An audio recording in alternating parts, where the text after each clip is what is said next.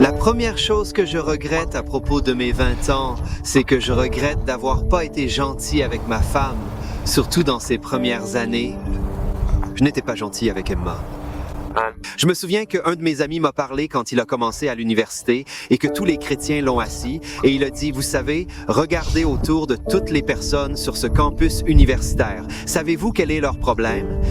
Tout le monde sur ce campus croit que l'autre personne s'amuse plus, que l'autre personne est plus heureuse qu'elle.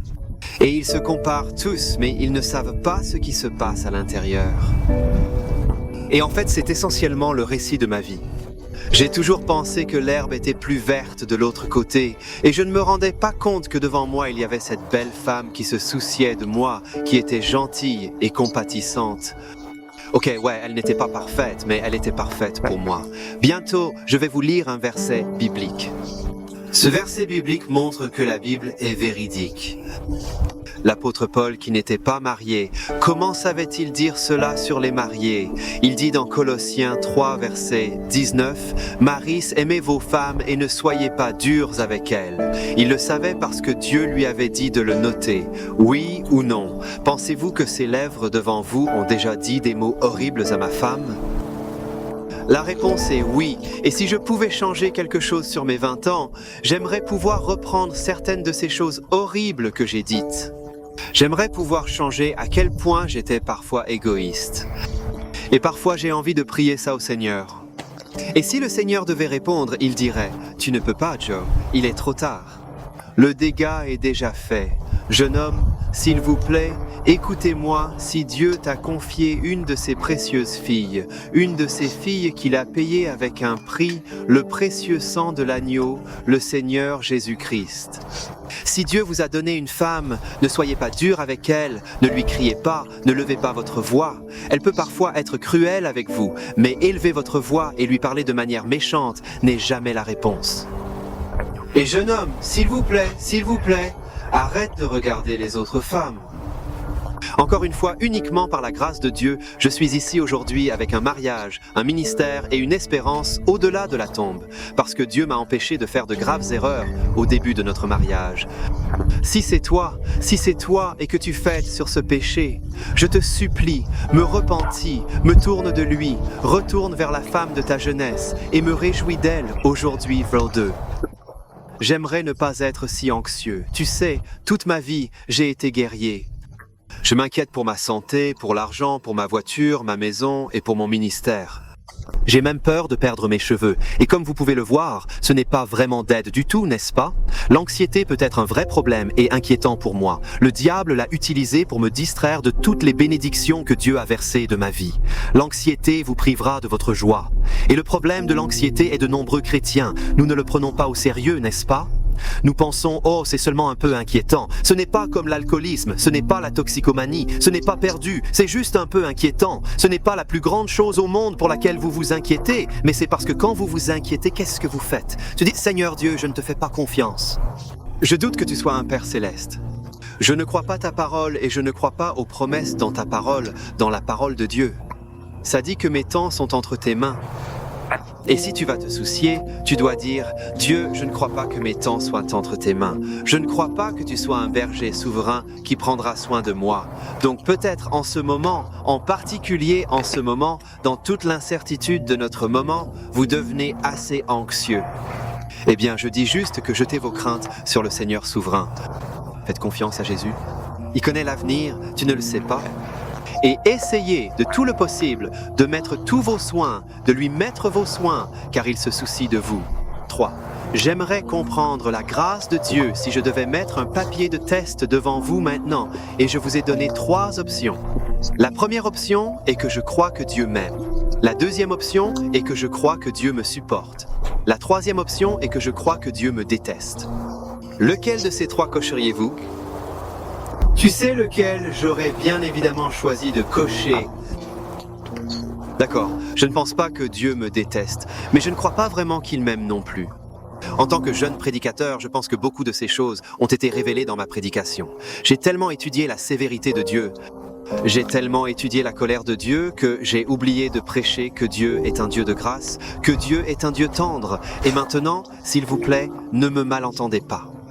Je crois que le pendule a fait l'autre sens, et nous sommes à ce point maintenant où tout le monde fait ses bons messages, tout le monde chatouille les oreilles, et il y a très peu de prédicateurs qui prêcheront contre le péché. Mais quand je prêchais, j'ai vraiment manqué la grâce de Dieu, l'amour de Dieu. Dieu est si tendre. Donc si je pouvais retourner l'horloge, j'aimerais m'asseoir avec Joe Kirby, 22 ans, et je dirais, Joe, tournez-vous juste vers Micah avec moi. Laissez-moi vous montrer Micah, chapitre 7, verset 19, où il dit que vous aurez de nouveau compassion envers nous. Tu piétins nos péchés sous les pieds et jettes toutes nos iniquités dans les profondeurs de la mer. Et mon cher frère, ma chère sœur, n'oubliez jamais ce fait. Dieu t'aime profondément. Même si parfois nous manquons de fidélité, il restera constamment dévoué et fidèle. Jamais il ne vous délaissera, ni vous abandonnera. Depuis toujours, j'aspire à apprendre à être authentiquement moi-même, à cesser de tenter de devenir quelqu'un d'autre. Mais pour Joe Kirby, lorsque j'ai été sauvé la première fois, j'avais l'habitude de m'inspirer de prédicateurs comme Leonard Ravenhill, Paul Washer, Billy Graham, ainsi que mon ami et mentor Vinnie Commons. Je les observais prêcher avec tant de passion, de force, de conviction, d'encouragement. Ils avaient des voix puissantes et en plein essor. À les observer, je ressentais l'envie de devenir comme eux. Prêcher devrait être ainsi, pénétrant, ardent, puissant, hautement édifiant. Et alors, qu'ai-je fait? J'ai essayé de les copier. Et si vous regardez certaines vidéos sur ma chaîne, certaines d'entre elles, en fait, j'en ai supprimé beaucoup, mais certaines d'entre elles sont tellement briquantes parce que je crie. Et en y regardant maintenant, je pense que ce n'était pas toi, Joe. La façon dont Dieu m'a fait vraiment, je suis vraiment un homme sensible, lâche, timide et maladroit, et c'est ainsi que Dieu m'a fait. C'est vraiment que depuis mars 2020, j'ai appris que Dieu t'utilise le mieux quand tu agis comme toi, quand tu es juste toi, comme si je te parle en ce moment, comme si je discuterais avec ma femme en buvant une tasse de café. Peut-être êtes-vous un prédicateur passionné et franc, c'est de cette manière que Dieu t'utilisera. Mais qui que vous soyez, Dieu vous a rendu unique et nous devons apprendre cette leçon que quand vous êtes vous-même, c'est quand Dieu peut vous utiliser le meilleur. Psaume 5. J'aimerais que je n'ai pas craigné l'homme. Proverbe 29, verset 25, dit cela. Craindre les gens est un piège dangereux, mais faire confiance au Seigneur signifie la sécurité. Maintenant, en Angleterre, il n'y a pas beaucoup de jeunes chrétiens et il y a encore moins de jeunes chrétiens qui entrent dans le ministère. Avec 24 ans, quand je suis allé prêcher à plein temps, si vous le souhaitez, il y avait beaucoup de ministres. Il y avait beaucoup de chrétiens qui occupaient des postes dans l'Église, qui étaient bien connus, qui se sont intéressés par mon ministère. Et je les respectais et ils avaient tous des opinions sur ce qu'ils pensaient que je devrais faire avec mon temps. Certains ont dit « Joe, je pense que tu dois planter une église ». Certains ont dit « Joe, l'évangéliste ». Mais vous réalisez que ce rôle tombe simplement dans celui du pasteur. L'évangéliste indépendant n'existe pas. Ne vous embêtez pas, devenez pasteur. Certains m'ont dit « Joe, je ne pense même pas que tu devrais être dans le travail chrétien. » Mais parce que j'étais si sensible et insécure, j'ai ressenti cette pression pour s'intégrer dans le moule que d'autres personnes essayaient de créer pour ma vie. Certains d'entre vous pourraient être choqués et je vous dis ça, mais je ne peux pas vous dire le nombre de chrétiens qui m'ont dit d'arrêter de faire des vidéos YouTube. Ils me découragent de cette chaîne. Tu sais, en fait, je taquine Emma à propos de ça. Mais ma femme, elle a dit en fait, Joe, cette chaîne YouTube ne représentera jamais rien. Vous perdez toutes ces heures dessus. Mais j'ai juste ressenti un vrai fardeau de continuer à faire des vidéos chrétiennes. Et je suis reconnaissant que le Seigneur ne m'ait pas laissé arrêter. Donc si c'est toi aujourd'hui et que vous avez aussi lutté contre la peur de l'homme, laissez-moi vous donner un seul conseil. Il est important de se soumettre aux autorités. La Bible nous ordonne d'écouter les anciens de l'Église, d'écouter ceux qui nous sont au-dessus, surtout si vous êtes jeunes, parce que nous pouvons être si sages à nos propres yeux. Donc nous devons écouter. Nous devons suivre leurs conseils. Cependant, rappelez-vous que vous devez rester vous-même. Vous devez être votre propre personne. Vous devez vous regarder dans le miroir chaque jour et répondre à cette question. Je fais la volonté du Seigneur. Suis-je l'appel, le fardeau que Dieu a mis dans ma vie? Ou suis-je tout simplement influencé par les avis des autres? Numéro 6e, je regrette de perdre le contact avec mes amis non chrétiens. Avant d'être sauvé, j'avais beaucoup d'amis de tous horizons. Mais puis quand je suis devenu chrétien, pour une raison ou une autre, je me suis simplement écarté. Et maintenant, je suis à un point de ma vie où les seuls non-chrétiens que je connais sont les non-chrétiens de la famille d'Emma et de ma propre famille. Et cela me dérange vraiment. Non seulement parce que je veux les gagner pour le Christ, mais aussi parce qu'il est bon d'avoir des non-chrétiens dans votre vie. Jésus passait du temps avec des collecteurs d'impôts et des prostituées. Il discutait avec eux et mangeait avec eux. Bien sûr, il y a le verset biblique disant que la mauvaise compagnie corrompt les bonnes mœurs. Certains de mes amis non chrétiens sont des mauvaises influences pour moi, donc je les évite aujourd'hui.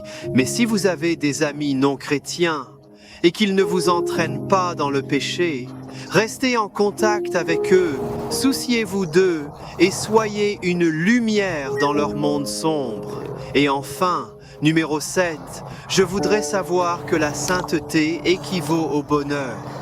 Pendant des années, j'ai l'impression que je le manquais. Je crois au mensonge que le diable a dit à Adam et Ève dans le jardin d'Éden. Je croyais que Dieu retenait un plaisir supérieur.